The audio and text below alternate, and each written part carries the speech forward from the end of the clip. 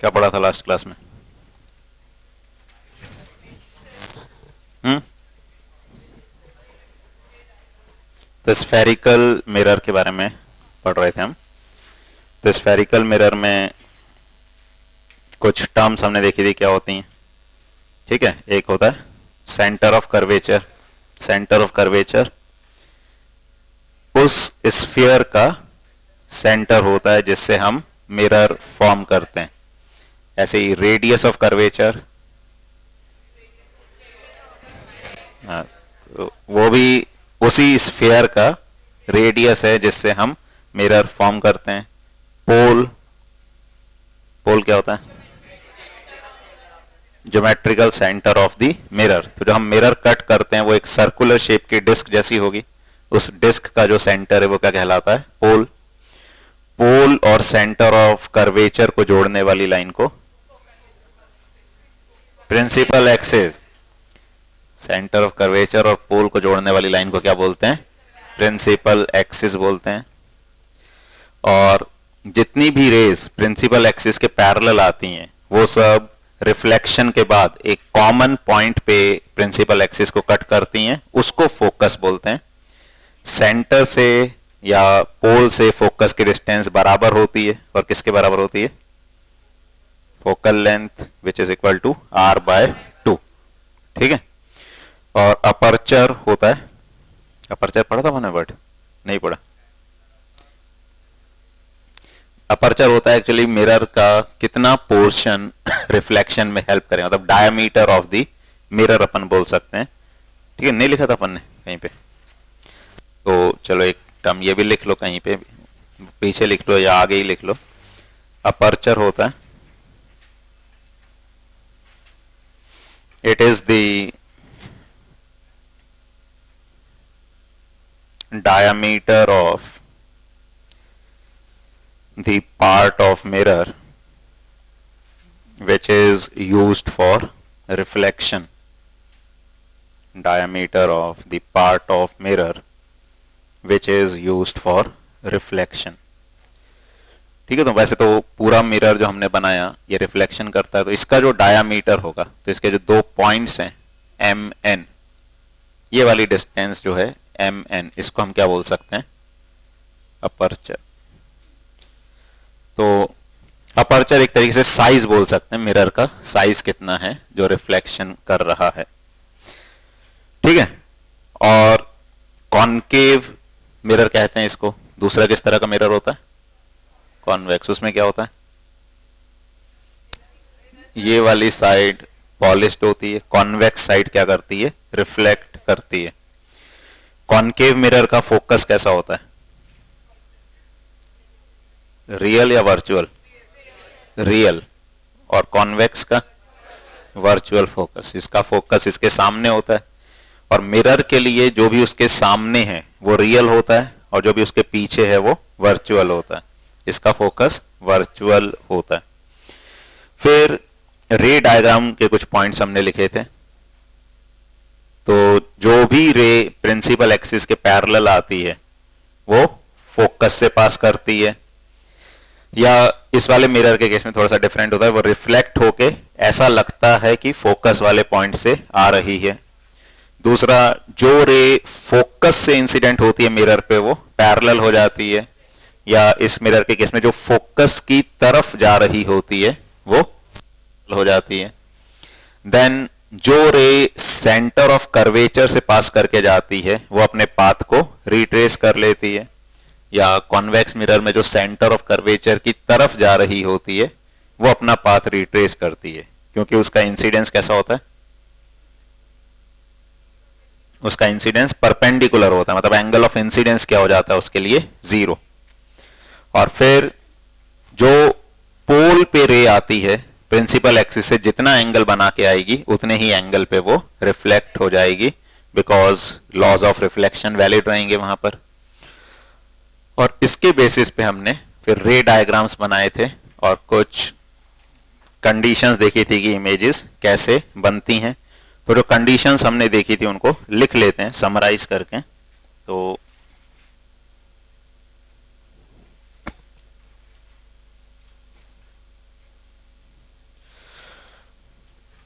लिखो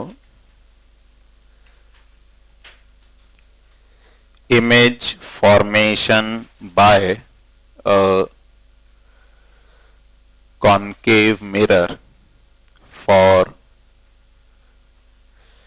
different positions of object.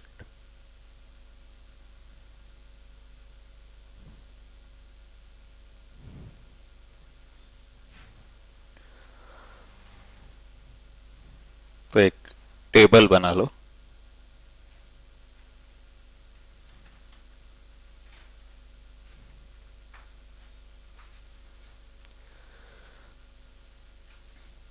position of the object, then position of the image, then size of the image, and then nature of the image. ठीक है, ये वही है जो हमने लास्ट क्लास में देखा था, उसको समराइज करके लिख लेते हैं.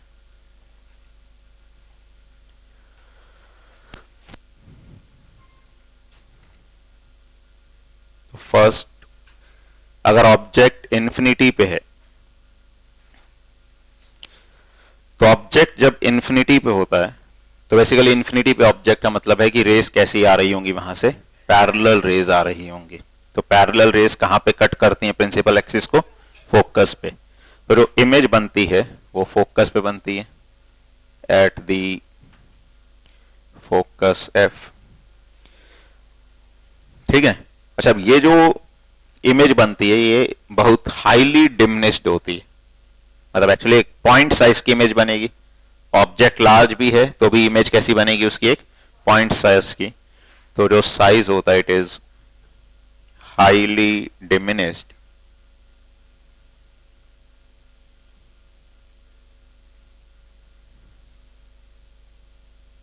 Point sized.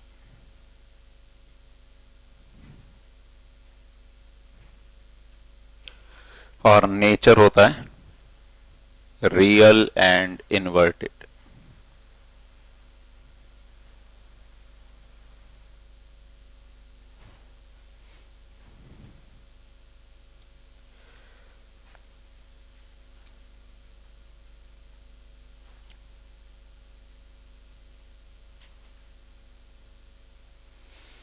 उसके बाद बियॉन्ड सी. तो सी से जब बियॉन्ड होती है और इन्फिनिटी पे नहीं है तो कहां बनेगी इमेज? हमने देखा था जब सी से पीछे, between C and F, between F and C. तो एफ एंड सी के बीच में बनेगी. कैसी बनती है? Smaller means diminished. ठीक है ना, स्मॉलर को ही डिमिनिश्ड बोला जाता है. कैसी होगी? और नेचर कैसा होगा? Real and inverted.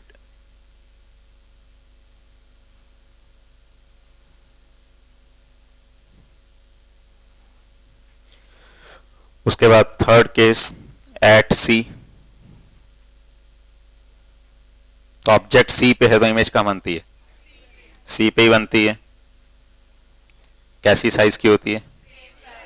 Same size और रियल एंड इन्वर्टेड.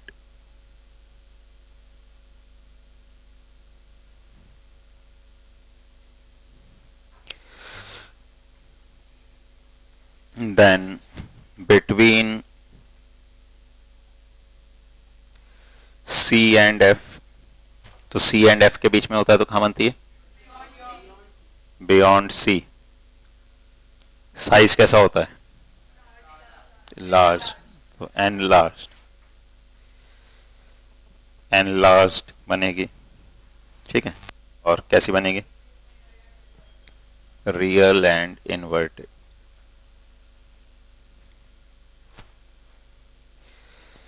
उसके बाद एट एफ, अगर फोकस पे ऑब्जेक्ट होगा तो इमेज कहाँ बनती है? At infinity. कैसी होगी? Highly enlarged. और ये भी कैसी होगी? Real and inverted.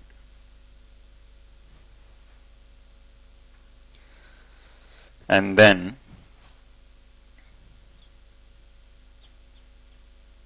Between F and P, focus और पोल के बीच में कैसी बनेगी? कहां बनेगी? बिहाइंड द मिरर, मिरर के पीछे। ठीक है,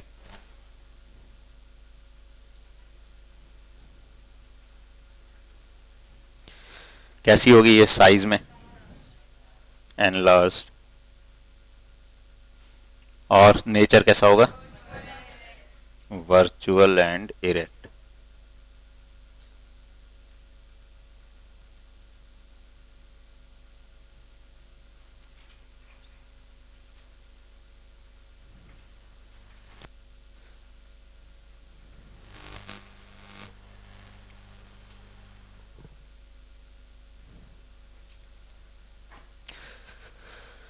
ठीक है, तो ये सब हमको याद भी रखना है और रे डायग्राम से ड्रॉ भी करना आना चाहिए कि कैसे हम पोजीशंस बता सकते हैं। बाकी तो हम बात जब कर रहे हैं तो ऐसे ये सारी हमने पोजीशंस ले ली जहां जहां हम ऑब्जेक्ट हो सकता है। ठीक है, बाकी प्रैक्टिकली एट इन्फिनिटी पे कौन से ऑब्जेक्ट अपन बोल सकते हैं? हाँ, जैसे सन है, मून है, ठीक है ना, स्टार्स हैं, तो वो हम क्या मान सकते हैं? कहां पर है? Infinite distance. वैसे तो फाइनाइट होती है डिस्टेंस, लेकिन बहुत लार्ज डिस्टेंस का मतलब हम इनफाइनाइट मान सकते हैं, तो उनको हम इन्फिनिटी पे मान सकते हैं। तो उनकी इमेज कहां बन जाएगी? फोकस पे। और हाईली डिमिनिश्ड, हाईली डिमिनिश्ड का सन का साइज बहुत बड़ा होता है, लेकिन उसकी इमेज देखोगे तो कितनी सी बनेगी? छोटी सी बनेगी। तो वो हाईली क्या हो गई? डिमिनिश्ड हो गई। ठीक है ना, जैसे बियॉन्ड सी, फिर बिटवीन एफ एंड सी, ये सब हम प्रैक्टिकली ऑब्जेक्ट रख के भी देख सकते हैं। मतलब लेबोरेटरी में अगर हम एक्सपेरिमेंट करें तो मिरर के सामने ऑब्जेक्ट रख के ये सब पोजीशंस चेक की जा सकती हैं। अच्छा, कॉन्वेक्स मिरर में इतने सारे केसेस नहीं बनते, सिर्फ 2 केस बनते हैं कि एक ही बनता है? 2, कौन कौन से? अच्छा चलो, तो ये लिख लिया सबने?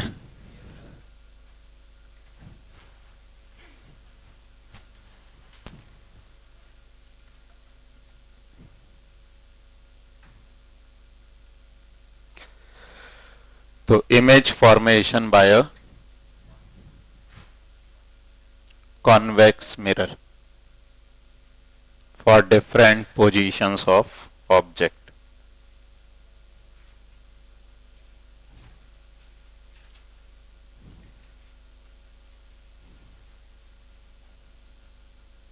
तो इसमें भी 2 केस बना सकते हैं हम। एक तो पहला एट इन्फिनिटी, तो अगर इन्फिनिटी पे ऑब्जेक्ट होगा तो इमेज कहां बनेगी? वो तो फिक्स है कि अगर इन्फिनिटी पे ऑब्जेक्ट है, मतलब रेस कैसी आ रही हैं? पैरेलल। तो पैरेलल रेस कहां पे इमेज बनाती हैं? फोकस पे। तो एट फोकस एफ, साइज कैसा होगा? डिमिनिश्ड होगा, हाईली डिमिनिश्ड।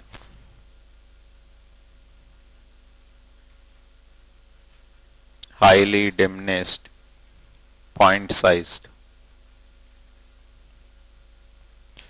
और नेचर कैसा होगा?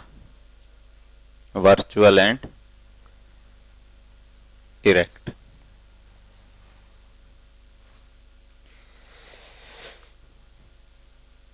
एंड दूसरा केस,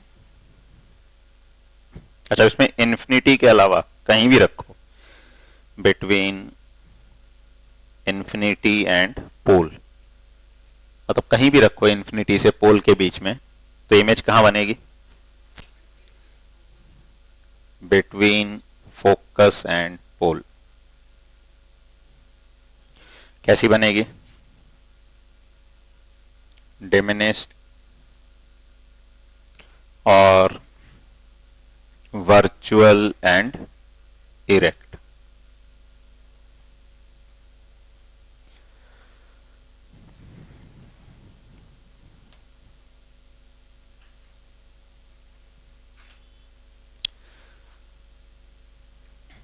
अच्छा, ये जो मिरर्स हैं, जिस तरह की ये प्रॉपर्टी शो करते हैं, इसके बेसिस पे इनको अलग अलग वर्क के लिए यूज किया जाता है।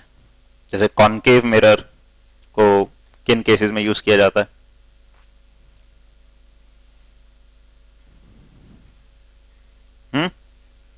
डेंटल ट्रीटमेंट में। क्यों? हाँ, गुड। तो कॉनकेव मिरर जब ऑब्जेक्ट फोकस और पोल के बीच में होता है तो कैसी इमेज बनाता है? एनलार्ज्ड एंड इरेक्ट, मतलब वर्चुअल इमेज बनाता है which is enlarged and erect. तो अगर हमें किसी ऑब्जेक्ट के साइज को बड़ा देखना है तो हम कॉनकेव मिरर का यूज कर सकते हैं। तो डेंटिस्ट है, जैसे उसको अगर वर्क करना है तो वो कॉनकेव मिरर का यूज करके क्या कर सकता है? एनलार्ज्ड इमेज बना के अपने वर्क को थोड़ा सा आसान कर सकता है।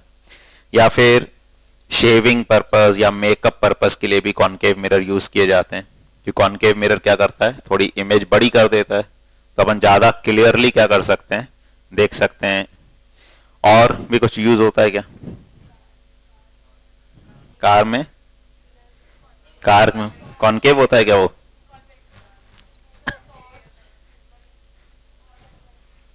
टॉर्च, ऑटोमोबाइल हेडलाइट्स, उसमें कैसे काम आता है?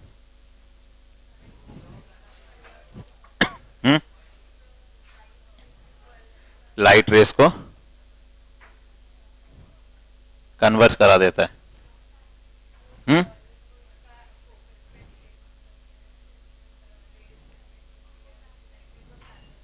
हाँ, देखो क्या होता है, जो टॉर्च हैं, सर्च लाइट्स हैं या व्हीकल की हेडलाइट्स हैं, उसमें हम क्या चाहते हैं कि जो लाइट है वो ज्यादा दूरी तक जाए, ज्यादा दूरी तक हमको क्या मिले? विजिबिलिटी मिले।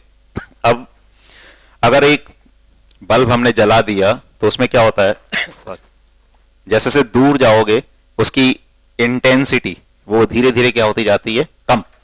तो थोड़ी सी दूरी पर जाके ही इंटेंसिटी कम हो जाए। क्यों? क्योंकि लाइट उसमें चारों तरफ फैल रही है। लेकिन अगर लाइट एक बीम की फॉर्म में आगे जाएगी तो वो ज्यादा दूरी तक क्या कर सकती है? विजिबिलिटी मेंटेन कर सकती है। जैसे लेजर वगैरह होती है, उसमें लाइट डाइवर्ट नहीं होती तो वो ज्यादा दूर तक जाती हैं। तो वैसे ही क्या है, अगर हमने सिर्फ एक बल्ब जला दिया, मान लो ये एक सोर्स है, बल्ब है, जिसको हमने जला दिया, तो क्या होगा? लाइट ऐसे जाएगी सब तरफ, और थोड़ी सी दूर जाने के बाद वो लाइट क्योंकि सब तरफ फैल रही है तो यहां पर उसका जो इफेक्ट मिलेगा वो बहुत ही कम। एक्चुअली एनर्जी वहां पे क्या हो जाएगी? काफी कम हो जाएगी। ठीक है। और अगर वो एक ही डायरेक्शन में जा रही है तो ज्यादा अच्छे से जाएगी। तो हम व्हीकल्स में या टॉर्च में या सर्च लाइट में क्या करते हैं, जो बल्ब है उसको एक कॉनकेव मिरर के फोकस पे लगा देते हैं। अब कॉनकेव मिरर के फोकस पे लगाओगे तो जितनी भी रेज इस मिरर पे आ रही होंगी वो कहां से आ रही होंगी? फोकस से। और फोकस से आने वाली रेस क्या हो जाती हैं? पैरेलल हो जाती हैं।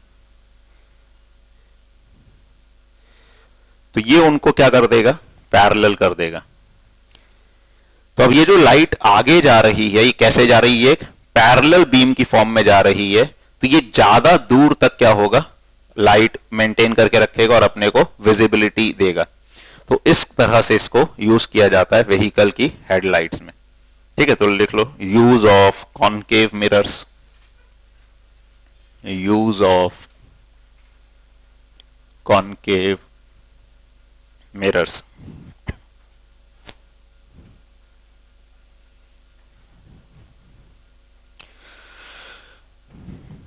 लिखो concave mirrors are commonly used in, concave mirrors are commonly used in torches, searchlights and vehicle headlights to get powerful parallel beams of light, to get powerful parallel beam of light। ठीक है, जैसे हम ये discuss कर रहे हैं तो उसमें क्या करेंगे, बल्ब को कहां रखेंगे, फोकस पे। तो जैसे जो लाइट है वो कैसे जाएगी, एक पैरेलल बीम की फॉर्म में जाएगी और वो एक ज्यादा दूरी तक उसकी इंटेंसिटी या चमक मेंटेन रहेगी। आगे लिखो, they are often used as shaving mirrors or makeup mirrors. They are often used as shaving mirrors or makeup mirrors to see a larger image of the face.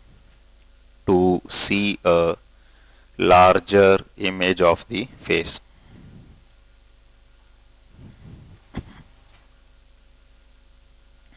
आगे लिखो,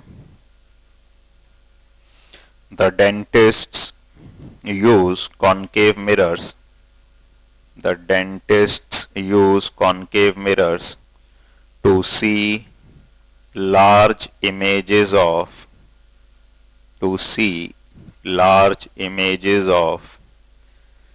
the teeth of patients.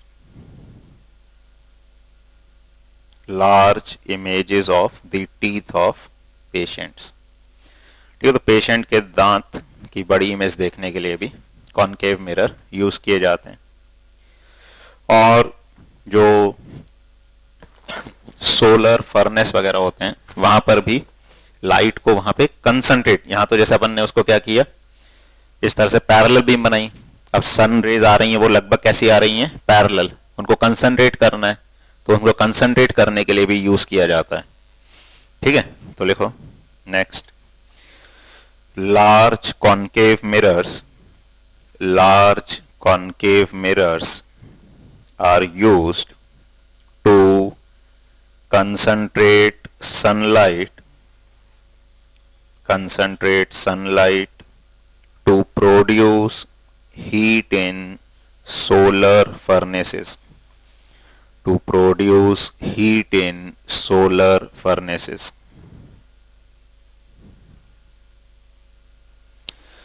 ठीक है, तो उसमें sunlight जो आ रही है, अब उसको हमने मिरर लगा दिया, मिरर ने उसको क्या किया, कन्वर्ज। तो सोलर फर्नेस पे यहाँ पे अपन ने इसको प्लेस किया तो इंटेंसिटी बढ़ जाती है। जब नॉर्मली भी देखें, अगर एक मिरर लोगे और सन के सामने रख दो और उसके रिफ्लेक्टेड लाइट को देखोगे, उसके सामने एक पेपर रख दो, उस पेपर को अगर दूर करोगे तो इमेज धीरे धीरे क्या होगी, छोटी होगी, एक पॉइंट पे कैसी हो जाएगी, बिल्कुल पॉइंट इमेज जैसी। फिर दूर ले जाओगे तो फिर बड़ी होगी। बड़ी क्यों होगी, क्योंकि जो पैरेलल रेज आ रही हैं वो यहां से कन्वर्ज करना शुरू करेंगे, फोकस पे जाके मीट करेंगी, फिर क्या हो जाएंगी, डाइवर्ज होने लगेंगी। तो अगर हम एक पेपर को इसके सामने ले जाएंगे तो यहाँ पे एक बड़ा सर्कल बनेगा, दूर ले जाते जाएंगे छोटा सर्कल हो जाएगा, यहाँ पे कैसा हो जाएगा, एक पॉइंट हो जाएगा।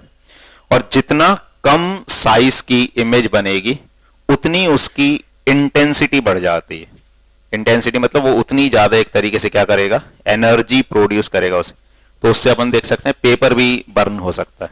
अगर हम सनलाइट में मिरर रखें और पेपर रख दें इसके सामने इस पोजीशन पे, तो वो इतनी ज्यादा, क्योंकि उसने क्या किया, जो पावर पूरे मिरर पे आ रही थी उस पूरी पावर को उसने क्या किया, एक पॉइंट पे कंसंट्रेट कर दिया। तो उसका इफेक्ट क्या होगा, बहुत ज्यादा वहां पे अपने को एनर्जी मिलेगी। तो ज्यादा एनर्जी पेपर को क्या कर सकती है, बर्न कर सकती है। ये मिरर में भी होता है और लेंस में भी ऐसा, शायद तुमने कभी देखा भी हो, किया है कभी, वेरी गुड।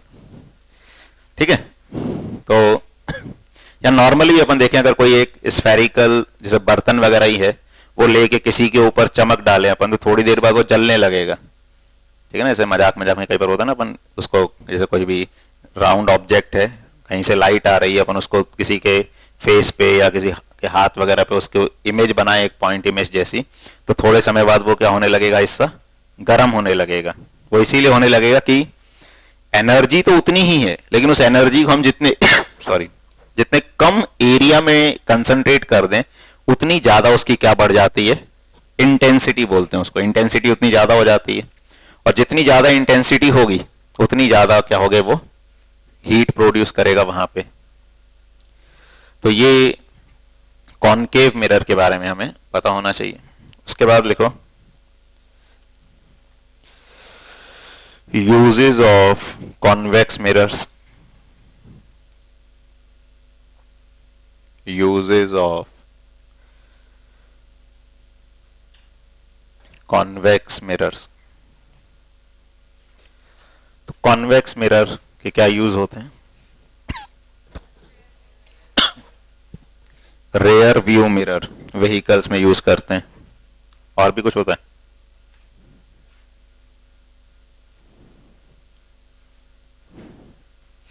अच्छा, रेयर व्यू मिरर में क्यों यूज करते हैं कॉन्वेक्स मिरर को?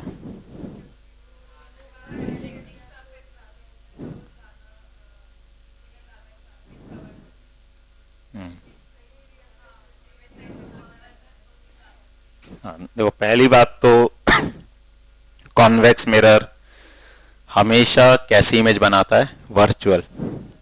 वर्चुअल मतलब मिरर के पीछे इमेज। तो अपन अगर गाड़ी चला रहे हैं तो मिरर के पीछे इमेज बनेगी, तभी अपने को वो दिखाई देगी।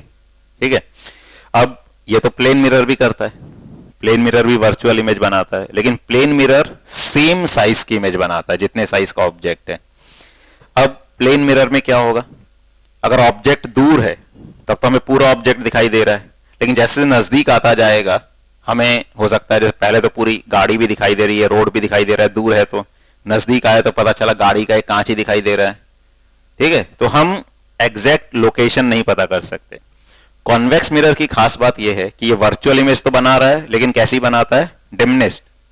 या हम इसको ऐसे ही बोलते हैं कि इसका जो फील्ड ऑफ व्यू है वो बड़ा होता है। फील्ड ऑफ व्यू का मतलब, जैसे प्लेन मिरर में क्या होगा? जो रेज ऐसे आ रही हैं सिर्फ वही इमेज फॉर्मेशन में हेल्प करेंगी, यानी इतने रीजन की इमेजेस को, लाइट को वो क्या करेगा? इमेज फॉर्मेशन में यूज करेगा। जबकि कॉन्वेक्स मिरर ऐसा होता है तो इसमें लाइट यहां से भी आ रही होगी, तो वो लाइट भी क्या हो जाएगी? मतलब एक तरीके से इमेज फॉर्मेशन में हेल्प कर रही होगी। तो ये ज्यादा रीजन कवर करता है पीछे का और छोटी इमेज बनाता है। तो छोटी इमेज बनाने से अगर व्हीकल नजदीक भी आ गया तो भी हमारे पास क्या रहेगा? पूरा फील्ड ऑफ, मतलब पूरी चीजें दिखेंगी कि व्हीकल कहां पर है, अपनी गाड़ी से कितनी दूरी पर है। तो मेन चीज दो रीजन होते हैं, एक तो वर्चुअल इमेज बनाता है और डिमिनिश्ड बनाता है, दूसरा इसका field of view. Field of view का मतलब क्या होता है? कि कितना ज्यादा रीजन वो कवर कर रहा है इमेज फॉर्मेशन में, तो इसमें यूज होता है। इसीलिए इसको कई बार बड़े बड़े स्टोर्स में भी यूज किया जाता है। बड़े बड़े स्टोर्स में कॉन्वेक्स मिरर यूज किए जाते हैं, जिससे कि वो स्टोर की ज्यादा स्पेस को क्या कर सकते हैं? कवर कर सकते हैं। और उसमें अपन जैसे इधर पे मिरर रखा है, पीछे क्या चल रहा है उसको मिरर में ऑब्जर्व किया जा सकता है, देखा जा सकता है। ठीक है, तो लिखो इसमें they are commonly used as, they are commonly used as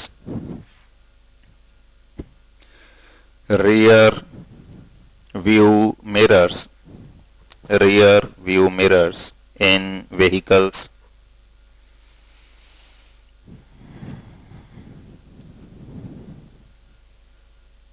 इसमें लिखो they are preferred, they are preferred because, they are preferred because they always give, they always give an erect, an erect and diminished image, erect and diminished image. Also they have a, also they have a wider field of view, they have a wider field of view as they are curved outwards, as they are curved outwards. ठीक है, तो main तो यही होता है। बाकी और अपन use कर सकते हैं, कहीं पे भी अगर लाइट को हमें क्या करना है? डाइवर्ज कराना है, जैसे कई बार स्ट्रीट लाइट्स वगैरह में, जैसे सर्च लाइट्स तो होती है उसमें हमें दूर तक सर्च करना है, स्ट्रीट लाइट में हमें क्या होता है ज्यादा एरिया कवर करना होता है, तो उसमें ऐसा हो सकता है कि हम कॉन्वेक्स मिरर यूज करें। यहां हमने बल्ब जला दिया तो बल्ब से जो लाइट जाएगी वो क्या हो जाएगी, ऐसे फैलेगी। तो स्ट्रीट लाइट में हम क्या कर सकते हैं, ज्यादा रोड को कवर कर सकते हैं, ज्यादा रीजन को कवर कर सकते हैं। ठीक है, तो ये इनके यूजेस होते हैं। अब इसमें जो मैथमेटिकल पार्ट है वो आता है कि हम कैसे इमेज की पोजीशन बता सकते हैं, साइज बता सकते हैं। हमने बेसिक आइडिया तो देख लिया कि कहां पर ऑब्जेक्ट रखने पे इमेज कहां बनेगी, कितने साइज की बनेगी, मतलब छोटी बनेगी बड़ी बनेगी। अब हम एग्जैक्टली ये बताना चाहें कि हाँ हमने ऑब्जेक्ट यहां रखा तो इमेज बताओ कहां बनेगी, कितने साइज की बनेगी, तो उसके लिए हमें कुछ फॉर्मूलेज देखने पड़ते हैं। और उन फॉर्मूलों से पहले हम कुछ का साइन कन्वेंशन के बारे में डिस्कस करते हैं जो उन फॉर्मूलों में यूज करना पड़ता है। तो लिखो sign convention for reflection by spherical mirrors. Sign convention for reflection by spherical mirrors.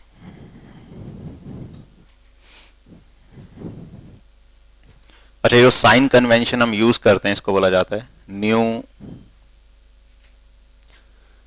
Cartesian sign convention.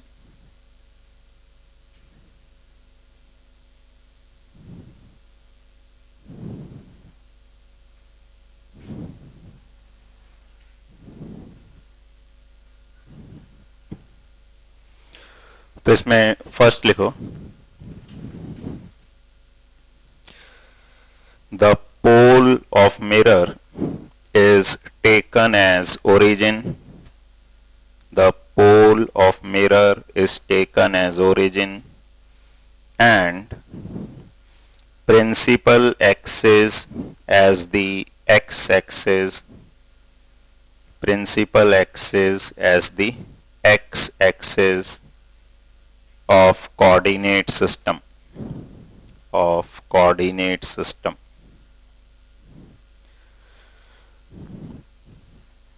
ठीक है, तो जैसे मिरर है, ये पोल है, ये सेंटर है, ये प्रिंसिपल एक्सिस हो गई।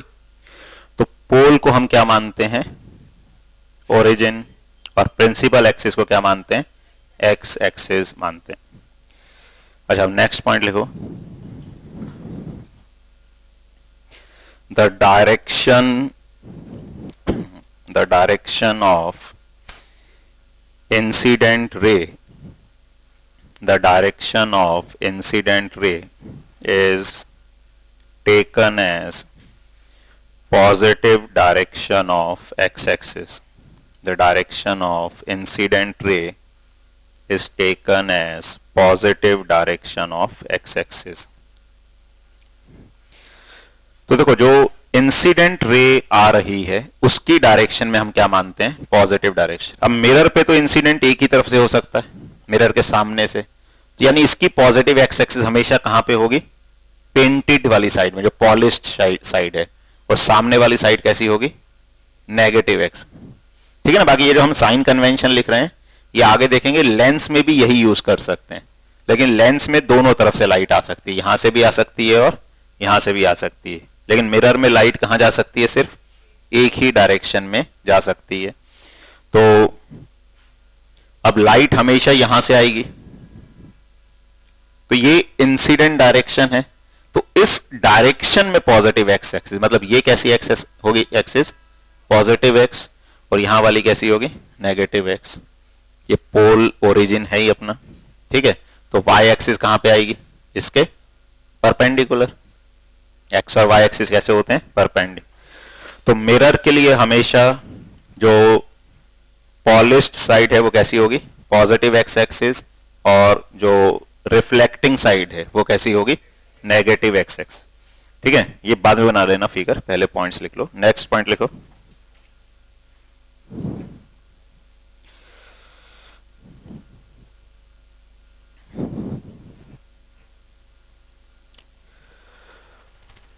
तो लिखो इसके बाद एक्सिस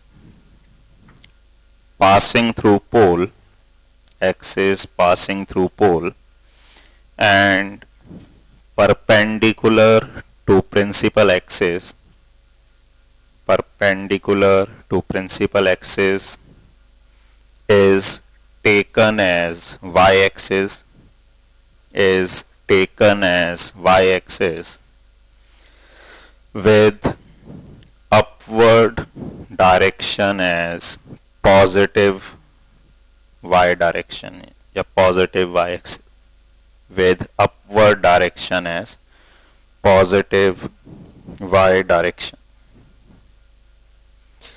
ठीक है, तो प्रिंसिपल एक्सिस के परपेंडिकुलर पोल से जो लाइन जा रही है, तो ये y एक्सिस है, ये पॉजिटिव y और नीचे नेगेटिव y। इस तरह से हम, अब देखो जो भी डिस्टेंसेस हैं वो हम कहां से मेजर करते हैं, बेसिकली ओरिजिन से। ओरिजिन यहां पे क्या हो गया, पोल, तो पोल से हम डिस्टेंसेस मेजर करते हैं। नेक्स्ट पॉइंट लिखो, all distances parallel to the principal axis, all distances parallel to the principal axis are measured from the pole of the mirror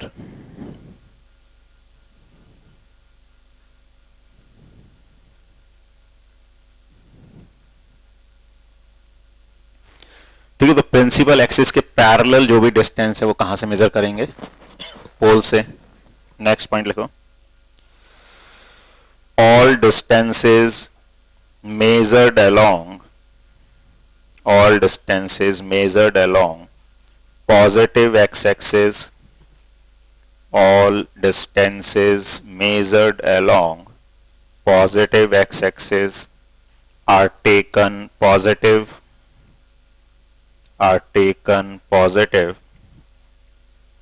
while those measured along negative x-axis are taken negative।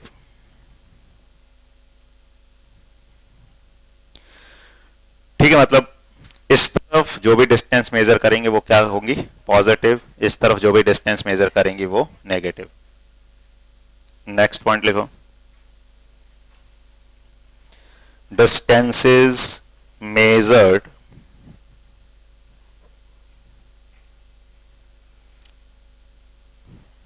along positive y-axis, distances measured along positive y-axis are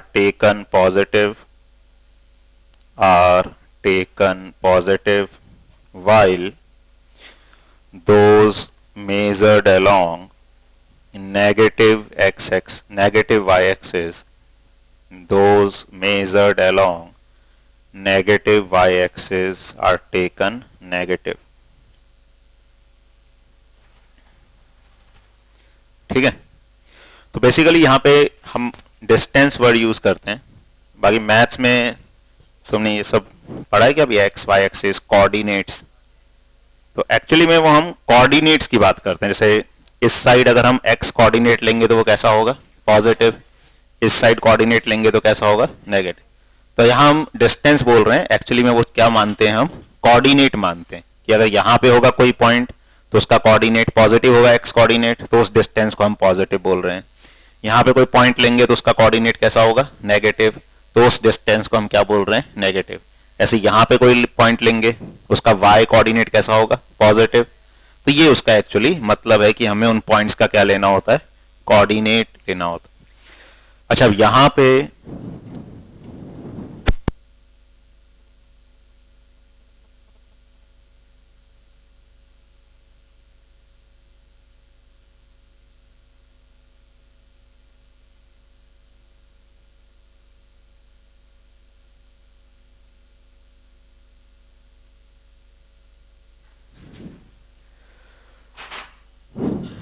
अच्छा, अब यहां पे जो कुछ हम variables मानते हैं, u हम मानते हैं डिस्टेंस ऑफ ऑब्जेक्ट। अब देखो, ये डिस्टेंस का मतलब जो हमने डिस्टेंस डिफाइन किया, एक्चुअली डिस्टेंस हमेशा क्या होता है वैसे, पॉजिटिव, लेकिन यहां पे जो हम बोल रहे हैं ये क्या होगा, नेगेटिव भी होगा। एक्चुअली डिस्टेंस ऐसे बोलना गलत होता है, हमको क्या बोलना चाहिए, कोऑर्डिनेट। ठीक है, हमें डिस्प्लेसमेंट भी नहीं बोलना है, क्योंकि वो ऑब्जेक्ट कहीं से चल के नहीं जा रहा है वहां पे। डिस्प्लेसमेंट तब होता है जब बॉडी एक पॉइंट से दूसरे पॉइंट तक चल कर गई। हम क्या बोलना चाहिए वैसे, कोऑर्डिनेट बोलना चाहिए, लेकिन ठीक है, थोड़ा सा आसान करने के लिए उसको डिस्टेंस बोल देते हैं। और उस तरफ जो भी डिस्टेंस उसको कैसा मेजर करते हैं, पॉजिटिव, और इस तरफ जो भी डिस्टेंस उसको कैसा मेजर करते हैं, नेगेटिव। ठीक है, लेकिन ज्यादा अच्छा है अगर इसको हम क्या बोलें, कोऑर्डिनेट।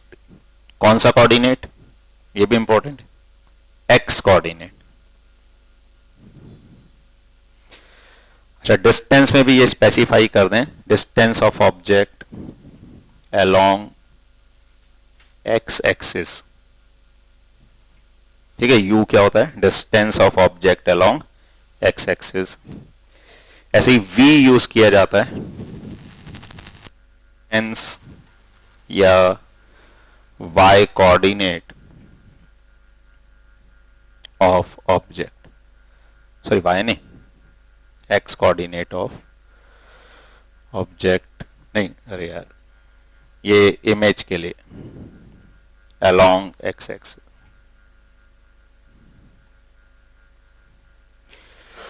और h1 यूज किया जाता है जैसे हाइट ऑफ ऑब्जेक्ट। अच्छा, इसको भी पॉजिटिव लेंगे अगर ये ऊपर होगी एक्स एक्सिस से, और नीचे होगी तो क्या लेंगे, negative. h2 is height of image.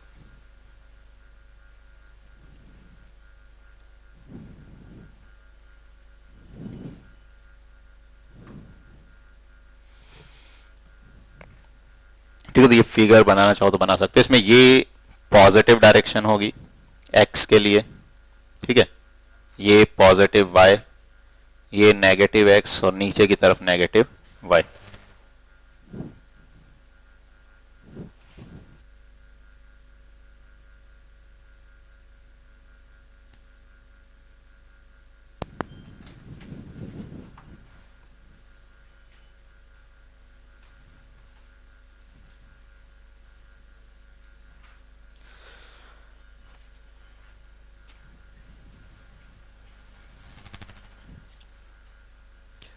इसके बाद लिखो मिरर फॉर्मूला। मिरर फॉर्मूला, देखो मिरर फॉर्मूला होता है 1/v plus 1/u is equal to 1/f या 2/r। अच्छा, लेकिन अब इसमें यही चीजें ध्यान रखनी है, यहाँ पे v u f r ये सब क्या हैं, कोऑर्डिनेट्स हैं या डिस्टेंसेस हैं जिसको हमें साइन के साथ लेना है। अगर इस तरफ है पॉजिटिव डायरेक्शन में तो क्या लेंगे उनको, पॉजिटिव, नेगेटिव डायरेक्शन में है तो, ठीक है, तो अपन इसको ऐसे ही बोल सकते हैं, u v f and r are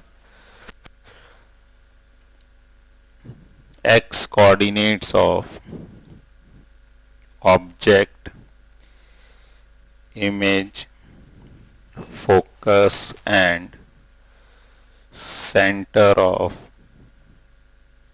curvature respectively.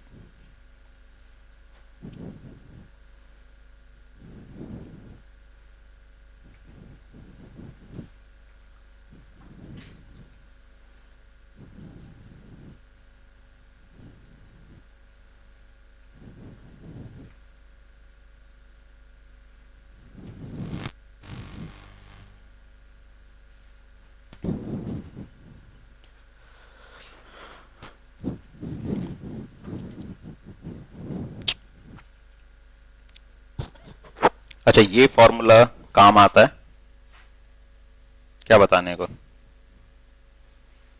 Image की पोजीशन। अगर हमें ऑब्जेक्ट की पोजीशन पता है, फोकल लेंथ पता है या रेडियस ऑफ कर्वेचर पता है, तो हम क्या बता सकते हैं? इमेज की पोजीशन। अब हाइट बताने के लिए मैग्निफिकेशन का एक फॉर्मूला होता है,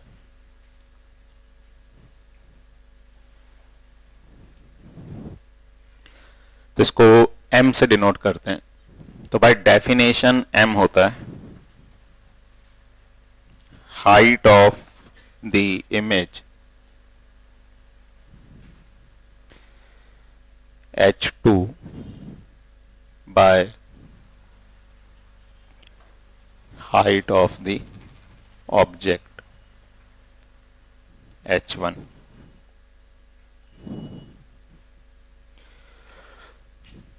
तो ये जो m है ये हो गया h2 बाय h1 और ये होता है माइनस v बाय u के बराबर। अच्छा, जितने भी फॉर्मूले हम लिख रहे हैं सब में ये कोऑर्डिनेट्स है, मतलब हर टर्म को कैसे लिखना है, हमें साइन के साथ लिखना है, तब हमारे पास आंसर्स आएंगे सही से। ठीक है ना? इसमें भी वैसे हाइट का मतलब यहां पे क्या है? y coordinate. तो अगर ये नेगेटिव आ गया, अच्छा इफ m अगर नेगेटिव आ जाता है उसका क्या मतलब होगा?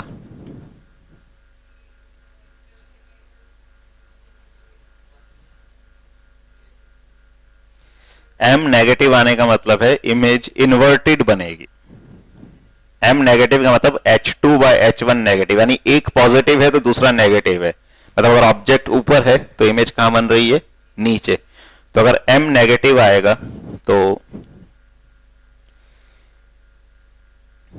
Image will B inverted. और इन्वर्टेड इमेज कैसी होती है? रियल।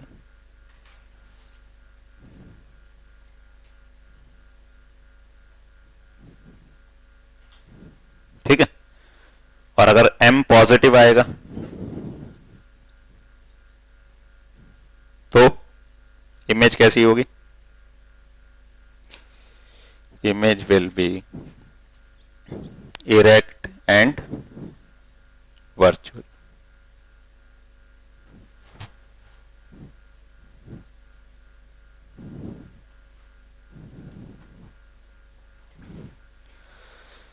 अच्छा, ये कैसे पता चलेगा इमेज एनलार्ज्ड बनी या डिमिनिश्ड बनी?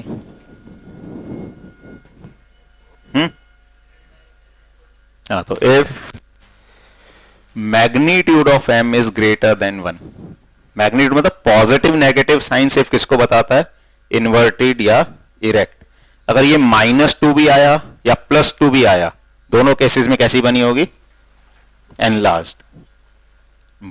ठीक है? अगर ये 1 से बड़ा आ रहा है, इसका मैग्नीट्यूड का मतलब समझते हो? जैसे -2 का मैग्नीट्यूड भी क्या होगा? 2। तो माइनस या प्लस साइन क्या बताता है? इमेज इरेक्ट बन रही है या इन्वर्टेड। और अगर उसका मैग्नीट्यूड 1 से बड़ा आया, देन इमेज विल बी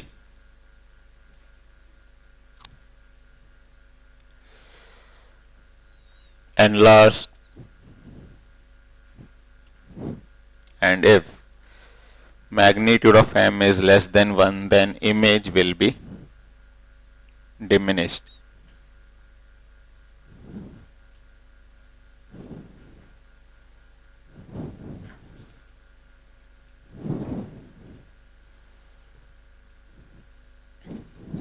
ठीक है? अब देखते हैं इनको कैसे प्रॉब्लम्स में यूज करते हैं, न्यूमेरिकल्स में।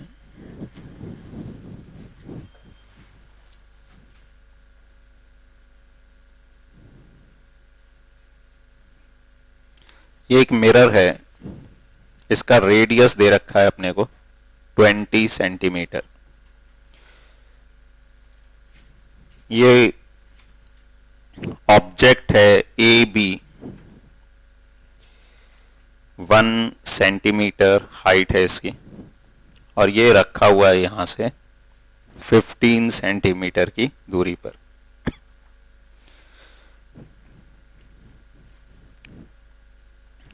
find position and size of image, also comment on nature of image.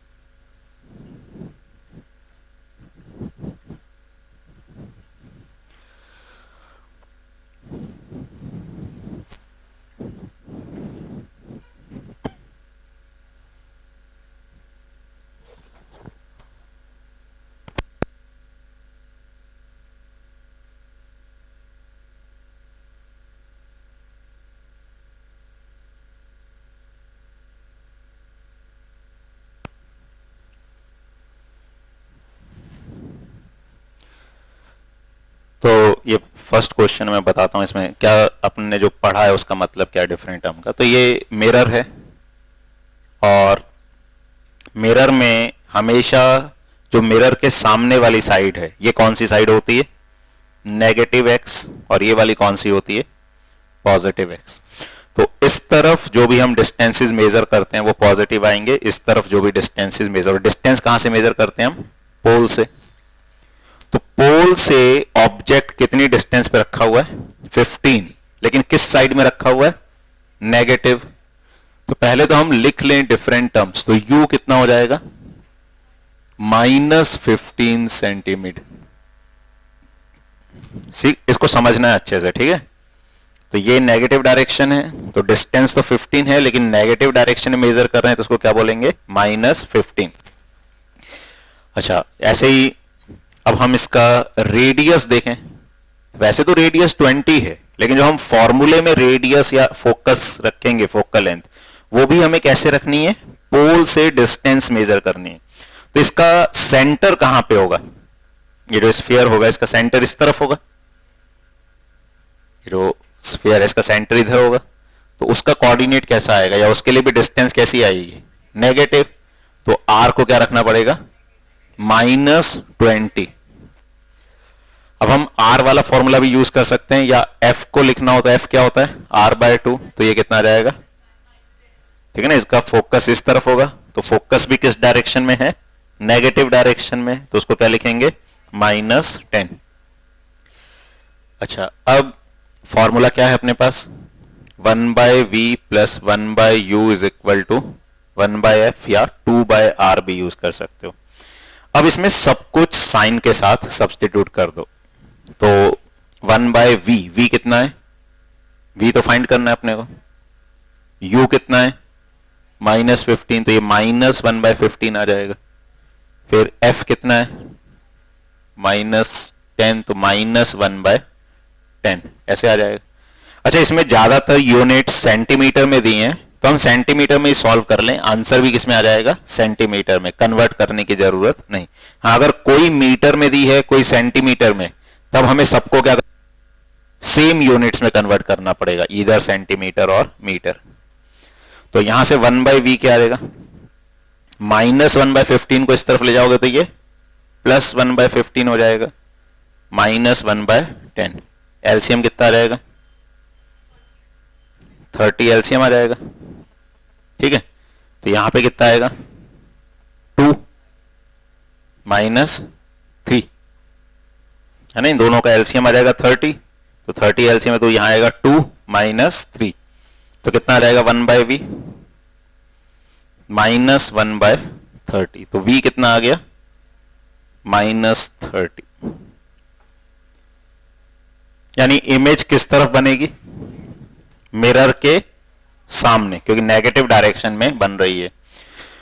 उसके बाद मैग्निफिकेशन होता है h2/h1 किसके बराबर? -v/u। अच्छा, एक और चीज, h1 यहां पे कितना है वो भी चाहे तो यहीं पे लिख लें। तो h1 और पॉजिटिव होगा क्योंकि ऑब्जेक्ट कहां है? ऊपर। तो अब हमको और क्या फाइंड करना है? h2, या मैग्निफिकेशन ही फाइंड करें सिर्फ पहले। तो मैग्निफिकेशन हो जाएगा -v/u। अच्छा, अब इसमें ध्यान रखना है इसमें भी v और u को कैसे रखना है, साइन के साथ। तो v कितना है -30, u कितना है -15, तो ये माइनस कैंसिल हो गया। कैंसिल हो गया तो अच्छी बात है, नहीं भी होता तो भी फिर हमको रखना तो साइन के साथ ही है। तो क्या आया यहां पे -2। तो -2 क्या शो कर रहा है, कैसी इमेज बनेगी, रियल और इन्वर्टेड एनलार्ज, डिमिनिश नहीं, इसका मैग्नीट्यूड तो 1 से बड़ा है, ठीक है। अच्छा अब अपने को हाइट भी बतानी है, तो ये -2 किसके बराबर होगा, h2/h1 इज -2। तो h2 is equal to -2 into h1, h1 कितना है 1 सेंटीमीटर, तो -2 सेंटीमीटर ये आ जाएगा। तो इमेज के बारे में अब हम कमेंट कर दें तो कैसी इमेज बन रही है, रियल इन्वर्टेड एनलार्ज्ड, ठीक है ना। पोजीशन बता सकते हो या बोल सकते हो बियॉन्ड सी, क्योंकि सेंटर इसका कहां पे होगा 20 पे, रेडियस जितनी डिस्टेंस पे क्या होगा इसका सेंटर, क्योंकि सेंटर से पोल की डिस्टेंस जो है वो रेडियस होता है। तो 30 सेंटीमीटर पीछे इमेज बन रही है, तो सेंटर से कहां बनेगी बियॉन्ड। वैसे भी देखोगे ये ऑब्जेक्ट कहां रखा हुआ है, F और 2F, मतलब F और C के बीच में।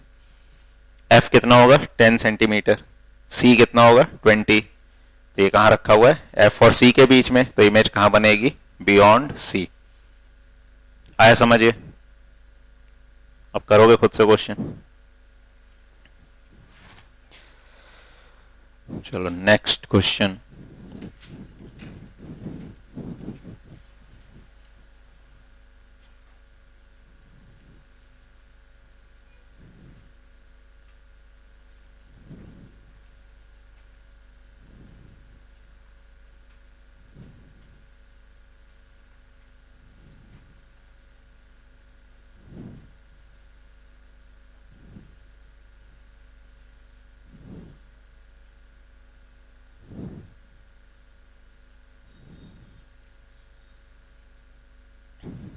ये कॉनकेव मिरर है, इसका रेडियस है 20 सेंटीमीटर, ऑब्जेक्ट का साइज है 2 सेंटीमीटर, ऑब्जेक्ट मिरर से 60 सेंटीमीटर दूरी पर रखा हुआ है।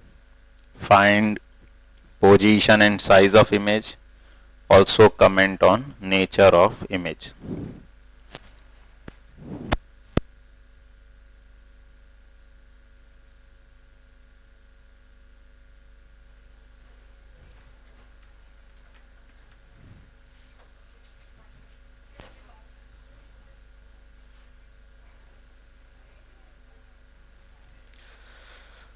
तो यहां पर u हो जाएगा -60, उसके बाद h1 हो जाएगा 2 सेंटीमीटर, r हो जाएगा -20 सेंटीमीटर, और ये सब सेंटीमीटर में है, ठीक है। सो मिरर फॉर्मूला यूज करें, 1/v plus 1/u is equal to 1/f, या सीधे इसको ऐसे भी लिख सकते हो 1/v is equal to 1/f minus 1/, मतलब सीधे भी अपन ऐसे लिख के फिर इसमें सब्सटीट्यूट कर सकते हैं। तो 1/f या 2/r भी बोल सकते हो इसको। तो 2/r, r कितना है -20 -1/-60, तो ये 60 एलसीएम ले लो, ये माइनस माइनस क्या हो जाएगा प्लस, तो यहां पे 10 है, यहां 60 एलसीएम ले तो क्या बचेगा यहाँ पे -6, और यहां पे क्या बचेगा +1, तो -5/, तो v is equal to -60/5। v में उसको इनवर्स कर दो, तो 5 से 60 को कैंसिल करोगे तो कितना आएगा 12, तो v is equal to -12 centimetre, ये v आ गया। मैग्निफिकेशन इज -v/u, तो माइनस ऑफ -12/-60, 12 से 12 इंटू 5 होता है 60, तो मैग्निफिकेशन हो गया -1/5। मैग्निफिकेशन इज h, तो h2 इज -1/5 इंटू 2 सेंटीमीटर, तो -0.4 सेंटीमीटर। तो अब इमेज V नेगेटिव आ रहा है, मतलब मिरर के सामने इमेज बन रही है, तो मिरर के सामने कैसी इमेज बनती है? रियल इन्वर्टेड, क्योंकि मैग्निफिकेशन नेगेटिव है और स्मॉल साइज की बन रही है, तो डिमिनिश्ड।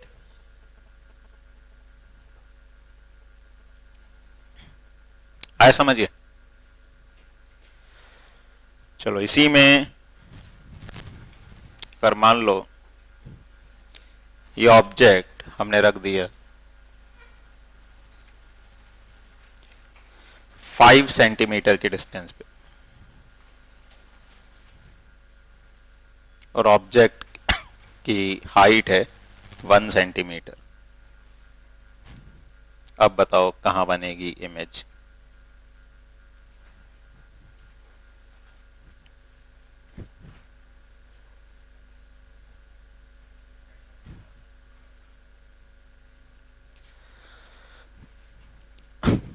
तो इसमें u कितना होगा? -5, h1 है 1 सेंटीमीटर, r कितना हो जाएगा? -20, तो f हो जाएगा -10 centimetre. So 1/v is equal to 1/f minus 1/u, तो -1/10 प्लस 1/5 ये आ जाएगा। तो 10 एलसीएम आया, तो -1 प्लस 2, तो 1/10, तो v is equal to 10 centimetre. तो ये तो पोजीशन आ गई इमेज की। उसके बाद मैग्निफिकेशन, मैग्निफिकेशन इज -v/u। अब माइनस, अब v पॉजिटिव है तो उसको तो पॉजिटिव ही रखेंगे, लेकिन u कैसा है? नेगेटिव, तो माइनस माइनस कैंसिल हो गया, तो m कितना आ गया? 2। तो h2/h1 इज 2, तो h2 is equal to 2 into 1 centimetre, 2 centimetre. अब मैग्निफिकेशन अगर पॉजिटिव आता है तो कैसी इमेज बनती है? वर्चुअल, ठीक है। और 1 से बड़ा आ रहा है उसका मैग्नीट्यूड तो एनलार्ज, ठीक है, और पॉजिटिव है तो erect. So virtual, erect and enlarged.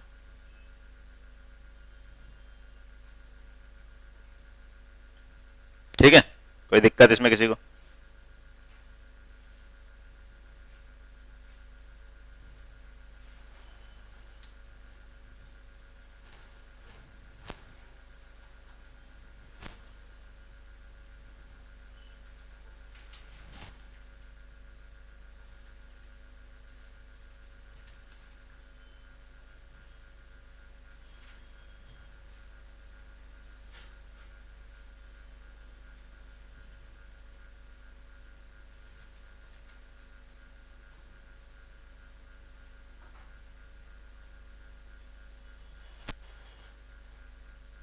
अब ये कैसा मिरर है? कॉन्वेक्स मिरर है। इसमें फाइंड करो position and size of image. अच्छा, सबसे पहले अब इसमें पॉजिटिव डायरेक्शन कौन सी होगी और नेगेटिव कौन सी होगी? तो पॉजिटिव तो यही होगी, क्योंकि लाइट तो यहीं से इंसिडेंट होगी, तो ये क्या होगी? पॉजिटिव एक्स, ये नेगेटिव है। तो u का साइन कैसा आएगा? नेगेटिव। लेकिन r का साइन कैसा आएगा?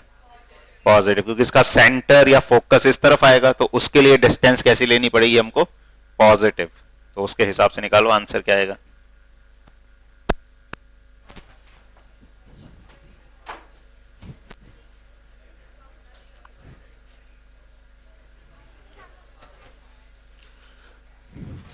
तो देखो इसमें u कितना है? -60, h1 2 सेंटीमीटर्स, r, अब यहां पे r पॉजिटिव आएगा और f भी पॉजिटिव आएगा, क्योंकि इसका फोकस यहां होगा, रेडियस भी, सेंटर भी इस तरफ आएगा। अब फॉर्मूला तो सेम ही रहता है, 1/v is equal to 1/f minus 1/u। f कितना है? 10, u है -60, तो 1/, -60 करोगे तो माइनस माइनस प्लस हो जाएगा। 60 एलसीएम आएगा तो यहां जाएगा 6 + 1, दैट इज 7 बाय। अच्छा ध्यान रखना ये 1/v आता है, इसको इन्वर्स करना पड़ेगा। कई बार हम जल्दबाजी में अगर इसको इन्वर्स नहीं करें तो फिर सब गड़बड़ हो जाएगी। ठीक है, तो v इज 60/7 सेंटीमीटर। अब मैग्निफिकेशन क्या होता है? -v/u, तो -60/7 डिवाइडेड बाय -6, यहां भी माइनस माइनस कैंसिल हो गया, तो 1/7 मैग्निफिकेशन आ रहा है। और मैग्निफिकेशन इज h2/h1, तो h2 आ जाएगा 1/7 into 2 centimetre, that is 2/7 centimetre. तो इमेज कैसी होगी? Virtual, erect and diminished. देखो ये तो हम वैसे भी बता सकते हैं, मतलब कॉन्वेक्स मिरर है, हमेशा कैसी इमेज बनाता है? Virtual, erect and diminished. ठीक है ना। अगर वैसी नहीं बन रही है, मतलब अगर कैलकुलेशन भी कर रहे हैं और अगर वैसी इमेज नहीं बन रही है तो हमने कुछ गड़बड़ कर दी। ठीक है, अगर ऐसा मिरर दे दिया और हमने कुछ गड़बड़ की होगी तो फिर आंसर इस तरह का नहीं आएगा। चलो एक और क्वेश्चन कर लो। ऑब्जेक्ट रखा हुआ है 10 सेंटीमीटर की डिस्टेंस पे और 1 सेंटीमीटर का ऑब्जेक्ट है। इसमें बताओ position and size of image, also comment on nature of image.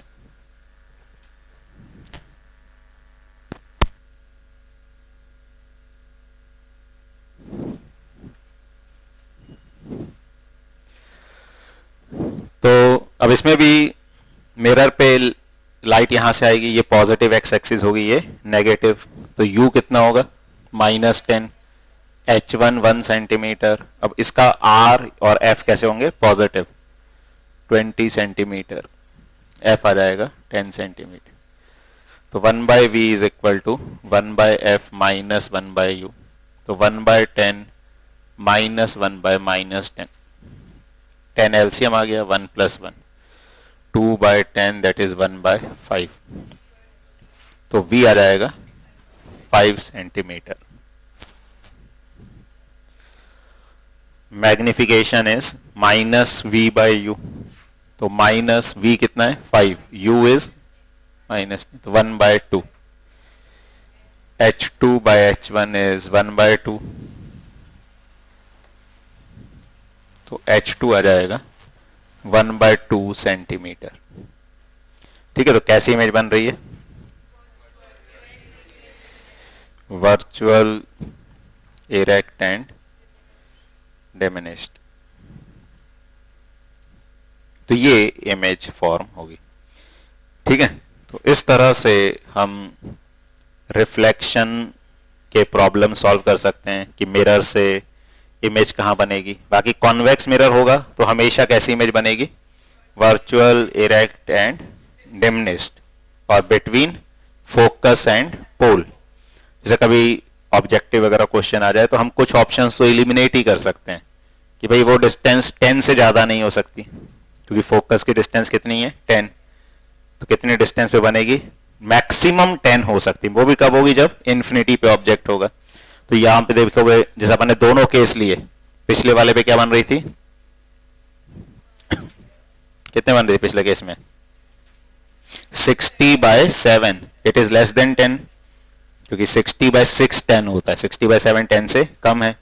यहां भी देखोगे 10 से कम पे बनेगी, और वर्चुअल, इरेक्ट एंड डिमिनिश्ड बनेगी।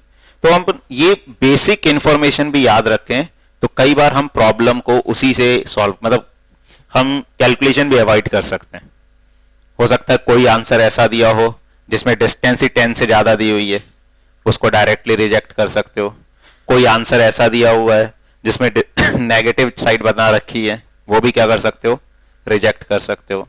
ऐसे कॉन्केव के लिए भी, लेकिन उसमें अलग अलग कंडीशंस पे देखना पड़ेगा कि बियॉन्ड सी होगी तो बिटवीन सी एंड एफ बनेगी, वो कंडीशंस हम चेक कर सकते हैं। आ रहा है समझ?